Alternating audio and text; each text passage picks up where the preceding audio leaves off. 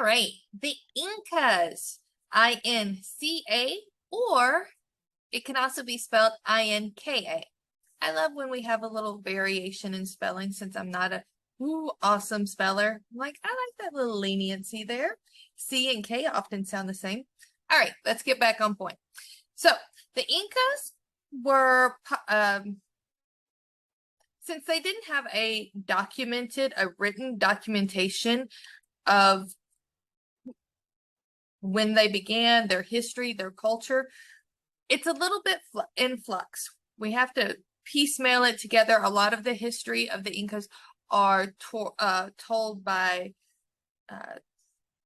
traditions, legends that could or could not be true. So one thing we can for sure say is the Incas were around in 1438, and the last ancient Incas were around 1572. Now, there are still Incan tribes or descendants of the Incas in Peru. In fact, they make up like almost 50%, I think, of Peru's population. It's about 45, I believe, but still a significant portion of the population in Peru.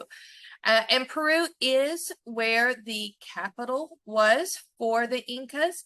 It was called Cuzco, and it was like 11,000 feet in elevation. So that's pretty significant.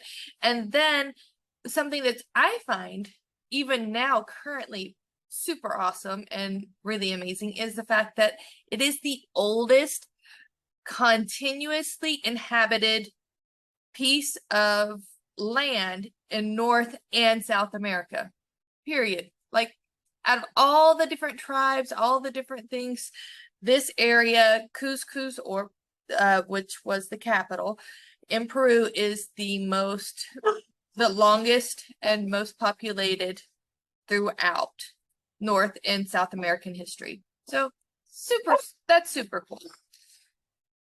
All right, the Incas were very harsh. They had a stratified system, which we would call a class-based system.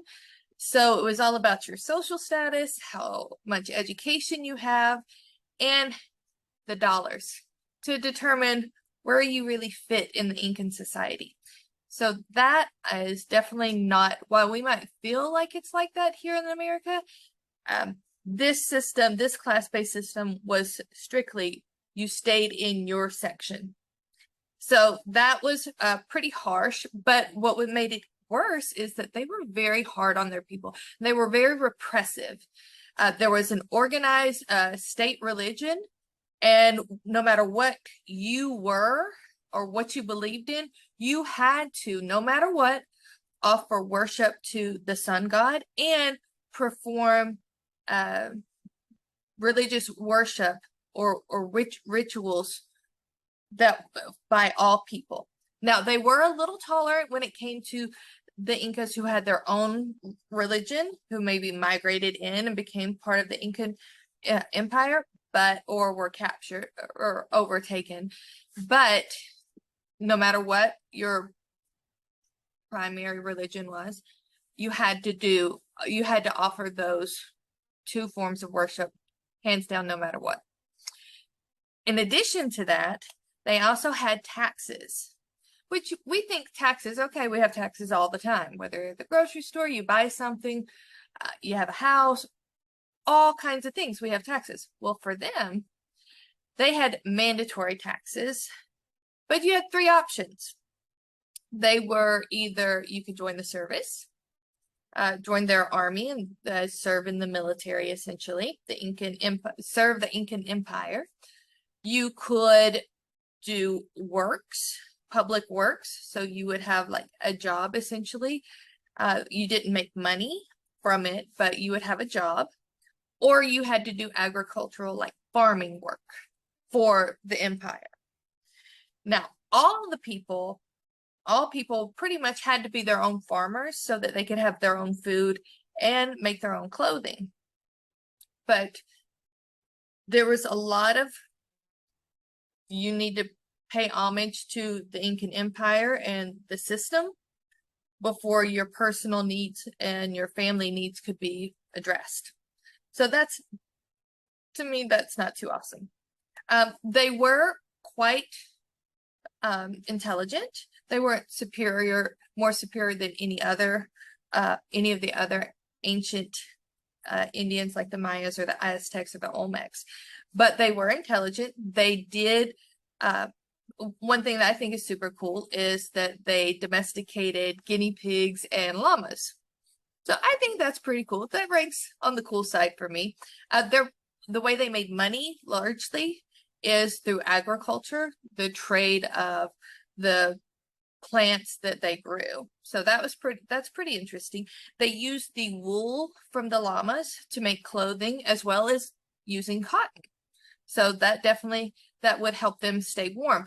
A lot of the land in the Incan Empire was either desert or mountainous regions. So they had to learn how to farm mainly on the side of mountains, which makes it great for using llamas and alpacas to work the land because they're a little more nimble.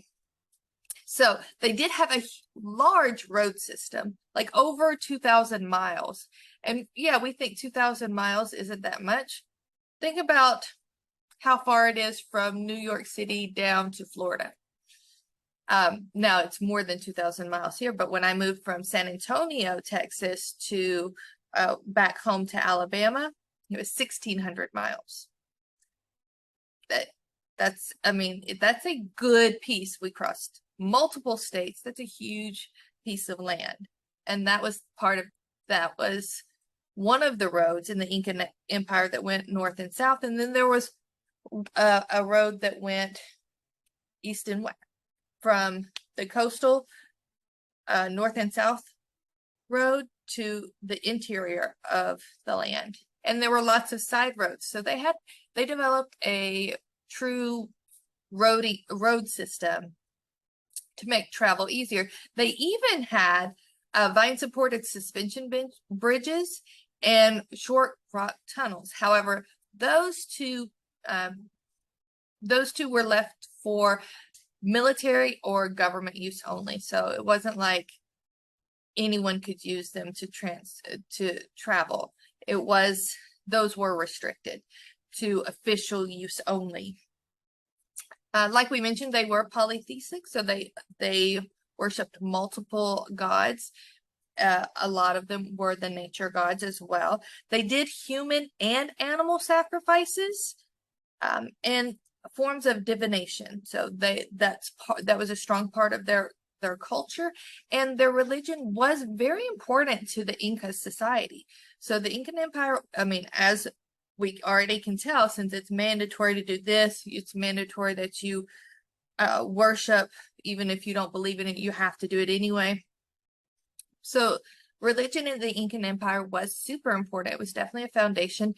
They did war with others, but as far as historical documents, because they didn't have their own written language, they had beads that they used to communicate like money or different things. But as far as a written language that we can look at and go back through the histories, we don't have that from the Incas. So that's kind of because the other Indians or Native Americans had that. And so we could see historical, even if it was history from their own point of view, we could still see history versus it just being a word of mouth, legends, myths. As we all know, when one person says something, it can definitely change by the time from what really happened to what we think we hear in the grapevine. So that was that. But overall, there were between 6 to 12 million people in the Incan population. So that's definitely a significant amount of people, and they had a significant piece of land. So they were very intelligent people. They had a much harsher life. Like the Aztecs were brutal, but the Incas seemed to be more repressive, where they wanted to keep people keep the poor poor, keep the people who were the educators and who were educated in one area. It was very class-based or stratified. That's also called stratified, but it's very class-based. So if you were born poor, you were probably going to die poor. If you were born in a with good social status, you were probably going to stay in good social status. That's just the way their system worked. So I'm so glad that, again, I'm not in that system. I don't agree with someone telling me what religion I have to be or making me work without pay to pay homage. I'd rather pay my taxes. But they did have many other great things. But some of the things that they did have with that strong central government that was very much in control of everyone's life in all class systems. So while they were somewhat of a bureaucracy, it was very repressive. They really wanted to keep people in their certain little spaces, and there wasn't a lot of growth or movement. So that part's pretty sad to me. But that is history. We have to learn the good, the bad, and the ugly so that we can appreciate what we have now and make sure we don't do the same things in the past that happened in the past. So I will see you in the next video. But until then, take care. If you love what you're seeing, you can always, continue working on your classwork. If you like this, you're going to love what you can experience in the Light Up Literature curriculum. So I hope to see you in the family soon.